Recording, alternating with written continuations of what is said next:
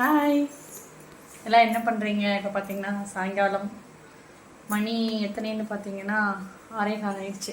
இன்றைக்கி என்ன சமையல்னு பார்த்தீங்கன்னா, காலையில் என்ன பண்ணேன்னா கோதுமை ரவை கலர்னேன். அப்படியே ரவை இருக்குது. எளிஞ்ச சாப்பாடு வச்சேன், அது கொஞ்சம் இருக்குது.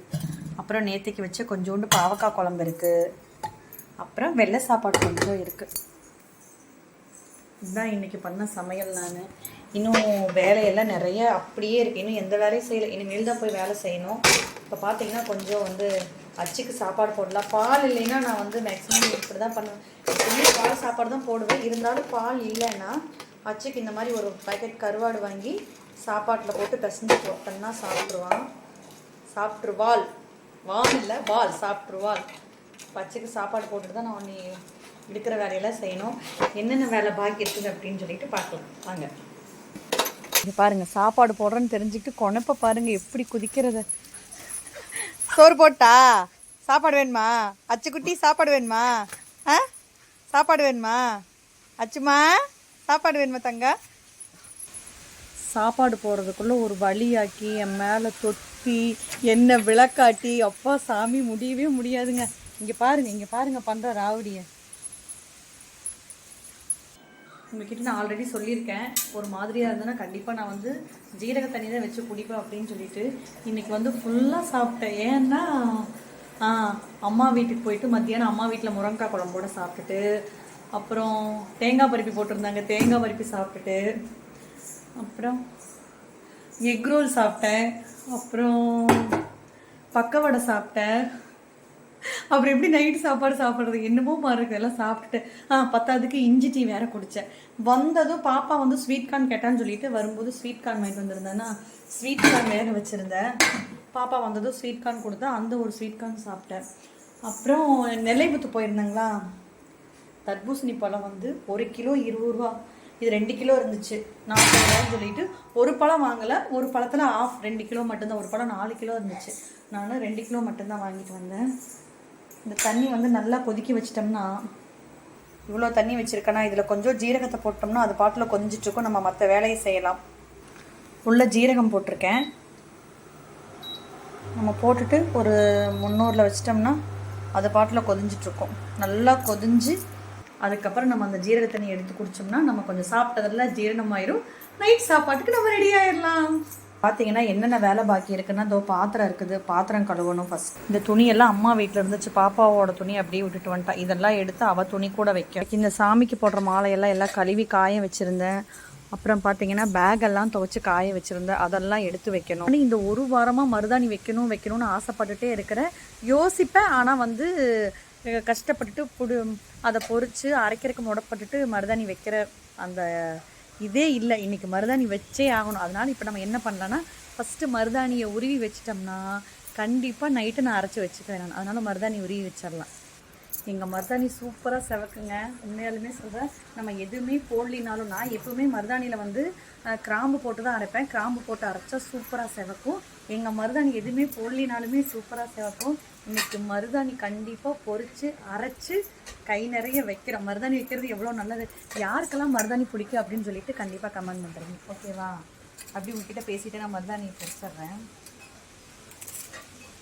அப்படி செடியிலேருந்தே உருவக்கூடாது, எப்பவுமே பறித்து தான் உருவணும். இருந்தாலும் அப்படியே உருவிடலாம். நல்லா தளத்தளன்னு இருக்குது பார்த்தீங்களா மருதாணி.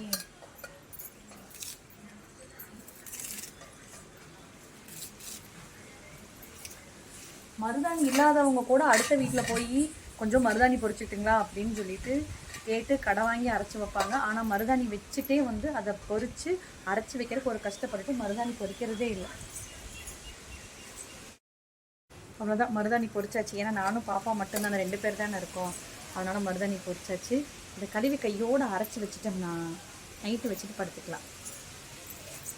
தண்ணி நல்லா கொதிஞ்சிட்ருக்குது. சாய்க்கு போய் சாப்பிடலாம்.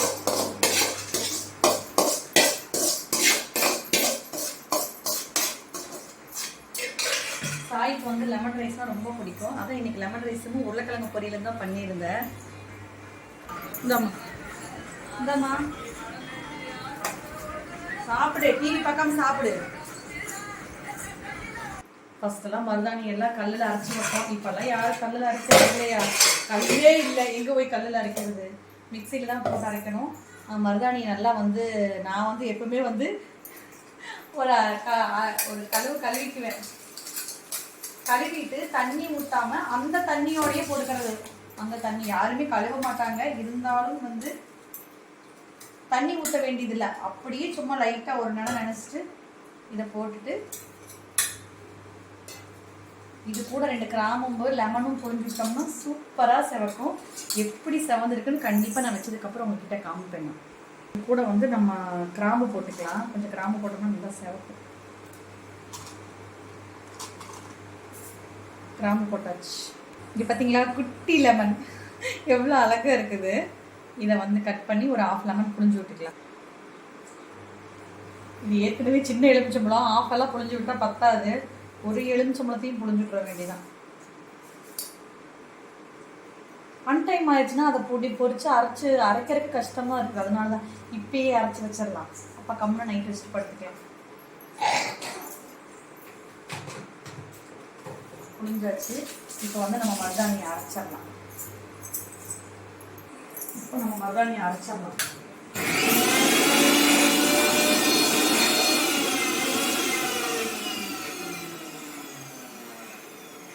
என்ன சாமானியமா சுத்தவே சுத்தாது. அதனாலதான் எரிச்சலாம் வரும் இந்த மருதாணி அரைக்கிறதுக்கு. ரொம்ப கஷ்டப்படணும். ஏன்னா நம்ம அரைச்சோம்னா அது எப்படி தண்ணியாட்ட போயிருது, கையில வச்சோம்னா உளுந்துருது. கொஞ்சம் கெட்டியா அரைச்சிட்டோம்னா வைக்கிறதுக்கு ஈஸியா இருக்கும், விழுகாது. காலையில வரைக்கும் கம்முன்னு கையிலேயே இருக்கும். தனித்தனியா வச்சோம்னா வச்சுட்டு 10 நிமிஷத்துலயே விழுந்துருது. இந்த மிக்ஸ் கப்பில் போட்டால் சுத்தவே மாட்டேங்குது. அதனால சின்ன கப்பில் போட்டு அரைச்சிக்க வேண்டியதான். இதை அரைக்கிறதுக்குள்ள ஒரு வழி ஆயிரணும்.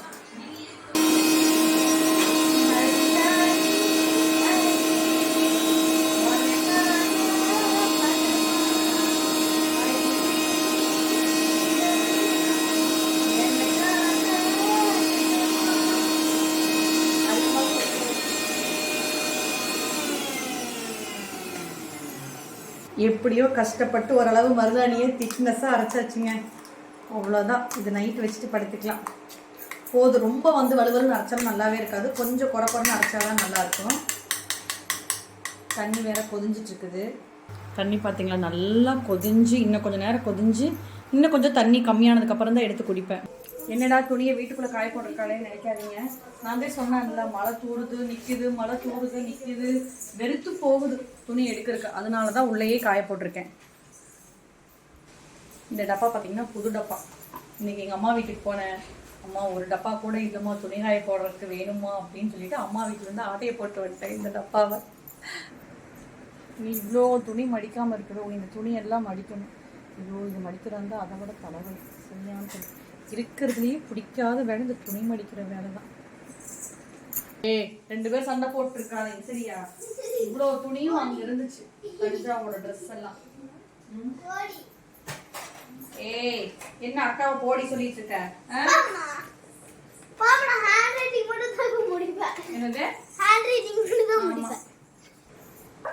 தண்ணி பார்த்தீங்களா எவ்வளோ சுண்டி 3/4 டம்ளர் ஆயிருக்கு. இப்போ இதை குடித்தோம்னா ஜீரணமாயிடும்.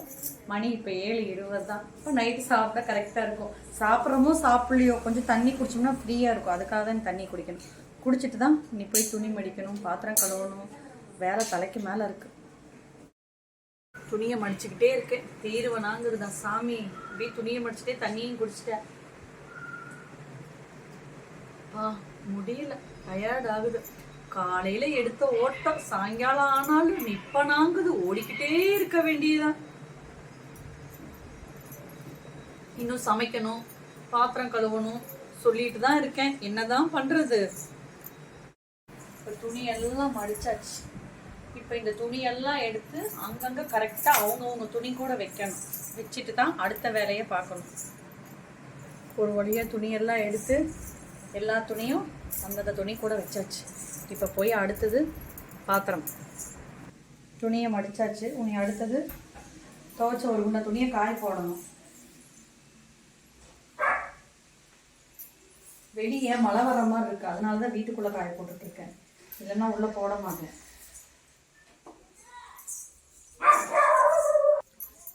அவ்வளோதான், துவைச்ச துணியெல்லாம் காய வச்சாச்சு. இனி போய் பாத்திரத்தை கழுவணும். வீட்டில் இருந்தாலும் சரி, வேலைக்கு போனாலும் சரி, வேலை சரியாக இருக்குதுடா சாமி. கண்டிப்பாக ரொம்ப கஷ்டம். கொஞ்சம் அவ்வளோ டயர்ட் ஆகுது.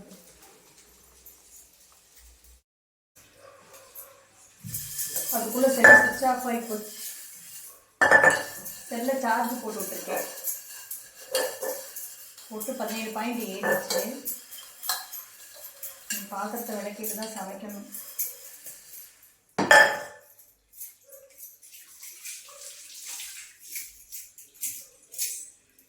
எப்படி ஒரு வழியாக பாத்திரத்தை கழுவியாச்சு. பக்கம் பசி ஆயிடுச்சு. டக்குன்னு பண்ணணும்னா பருப்பு சாப்பாடு தான் செய்யணும்.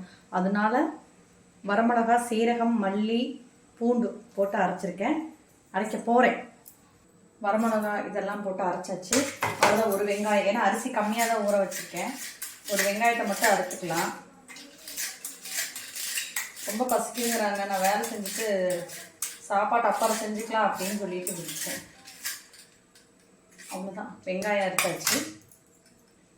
இந்த அரைச்சதை ஒரு இதில் வலிச்சு வச்சுட்டு குறைன்னு தான் அரைச்சிருக்கேன். ரொம்ப வலுவலுன்னெல்லாம் அரைக்கவே இல்லை. இந்த தக்காளி 3ஐயும் போட்டு அரைச்சி ஊற்றிடலாம். அவ்வளோதான். இப்போ நம்ம சாப்பாட்டை தாளித்து விட்டுடலாம். குக்கரை வச்சாச்சு.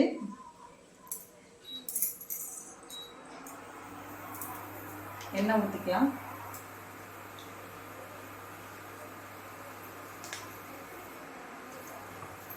நான் எப்பவுமே பருப்பு சாப்பாடு இப்படி தான் செய்வேன். நீங்கள் எப்படி செய்வீங்க அப்படின்னு சொல்லிட்டு கண்டிப்பாக கமெண்ட் பண்ணுறீங்க. ஓகேவா? எண்ணெய் ஊற்றினதுக்கப்புறம் கடுகு போட்டுக்கலாம்.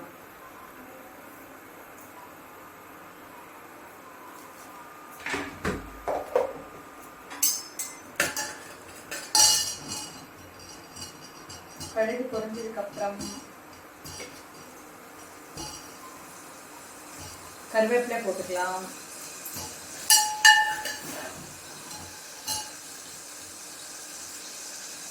கருவேப்பிலை போட்டதுக்கப்புறம் நம்ம இந்த அரைச்சி வச்சுருக்கோம்ல வரமிளகா, மல்லி, சீரகம், பூண்டு இதை போட்டுக்கலாம்.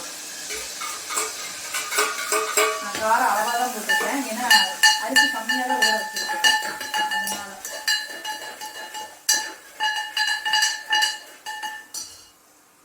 அதை போட்டதுக்கப்புறம் வெங்காயத்தை போட்டு வதக்கிக்கலாம்.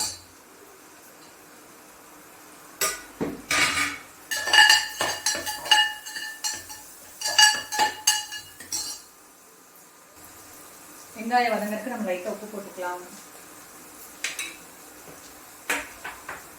லைட்டாக மஞ்சள் தூள் போட்டுக்கலாம்.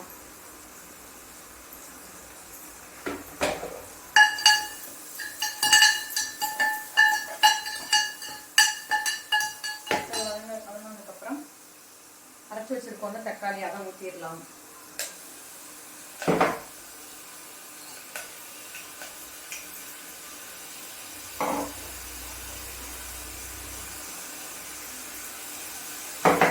இந்த மாதிரி செஞ்சு பாருங்க. செஞ்சு பார்த்து எப்படி இருக்குன்னு கண்டிப்பாக கமெண்ட்ல சொல்றீங்க. சீக்கிரமா இப்படின்னு குயிக்னு அப்படிங்கிறது செஞ்சிடலாம்.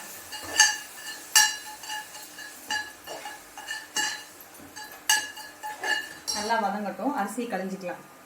இப்போ நம்ம மொத்தமாகவே அரிசி பருப்பு ரெண்டு சேர்ந்தே இதில் 1 டம்ளர் தான் போட்டிருக்கேன். ஆனால் 1 டம்ளர் கூட இல்லை, 3/4 டம்ளர் தான் போட்டிருக்கேன். அதனால அதுக்கு தகுந்த மாதிரி தண்ணி ஊற்றிக்கலாம்.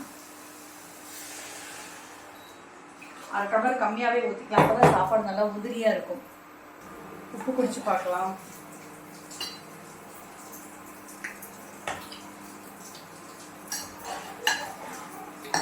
காரம்லாம் ஓகே. இப்போ நம்ம அரிசி பருப்பையும் போடலாம்.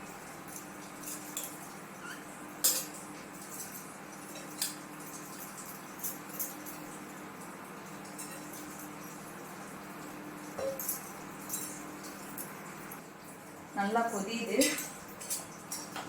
பார்த்தீங்களா? நல்லா கொதியுது. இப்போ நம்ம குக்கரை மூடி போட்டு மூடிடலாம். ஏன்னா ரொம்ப பசிக்குதுங்கிறாங்க. அதனால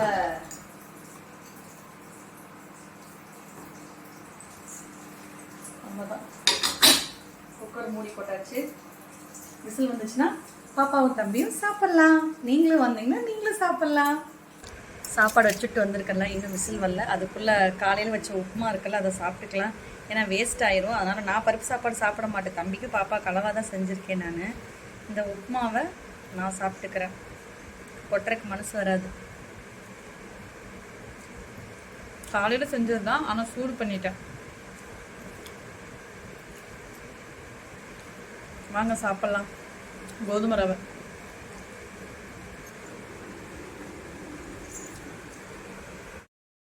சாப்பாடு வச்சு வச்சுட்டு இது ஒரு 2வது விசில். இன்னொரு விசில் வரட்டும். அவ்வளோதான். 3வது விசில் வந்துச்சு. இப்போ ஆஃப் பண்ணிடலாம். விசில் நின்றுச்சுன்னா பாப்பாவும் தம்பியும் சாப்பிட்லாம். நான் வந்து சாப்பாட்டை கண்டினியூ பண்ணுறேன்.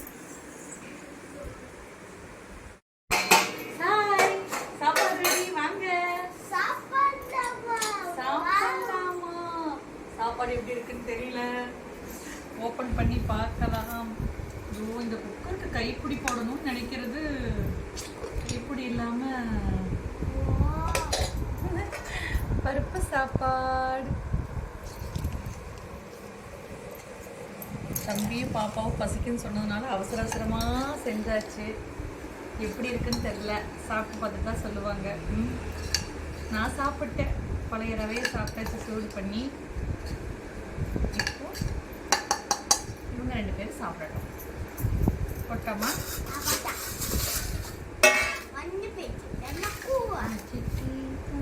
மருதாணி ஃபஸ்ட்டு பாப்பாவுக்கு வச்சு விட்டுறலாம். தம்பியும் கேட்குறான். இவங்க 2 பேர்த்துக்கு வச்சு விட்டுட்டு தான் அப்புறம் நான் வைக்கணும். எங்கள் மருதாணி உண்மையுமே சூப்பராக சவக்குங்க. நல்லா காமிச்சாங்க. ஏன்னா இந்த மாதிரி கெட்டியாக அரைச்சாதான் வந்து மருதாணி காலையில் வரைக்கும் கம்முன்னு கையில் இருக்கும். தண்ணியாட்ட இருந்தால் விழுந்துடும். அதனால தான். இது பார்த்தீங்களா, வைக்கும்போதே எப்படி சவக்குது பார்த்தீங்களா. இது ஒரு விரலுக்கு வச்சனாவே தெரியும் நல்லா சவந்து.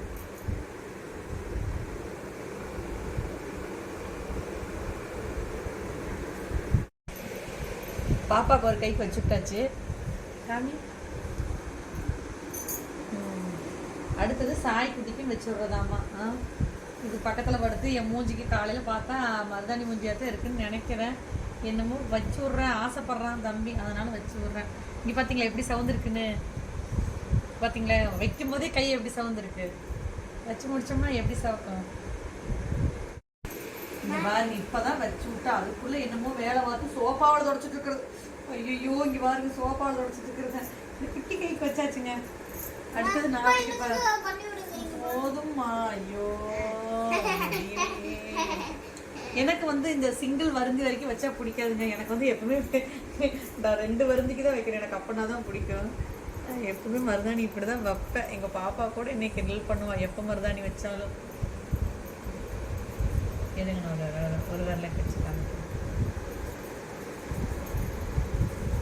யாருக்கெல்லாம் இந்த மாதிரி 2 வருந்தி வரைக்கும் வச்சா பிடிக்கும், யாருக்கெல்லாம் சிங்கிள் வருந்தி வச்சா பிடிக்கும் அப்படின்னு சொல்லிட்டு கண்டிப்பாக கமெண்ட் பண்ணுங்க. ஓகேவா. எல்லாரும் மருதாணி பிடிக்கும்னு சொல்லிட்டு நிறைய பேர் கமெண்ட் பண்ணியிருக்கீங்க. மருதாணி பிடிக்காத உண்மையுமே யாருமே இருக்க மாட்டாங்க. இருந்தாலும் சொல்கிறேன்.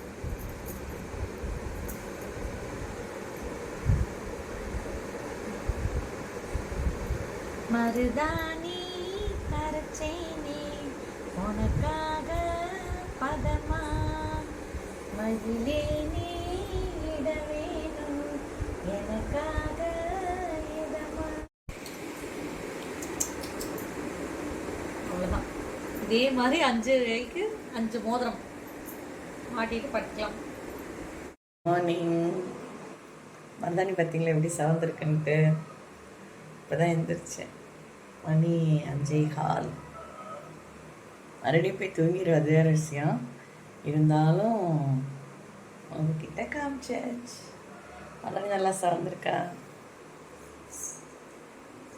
Good morning.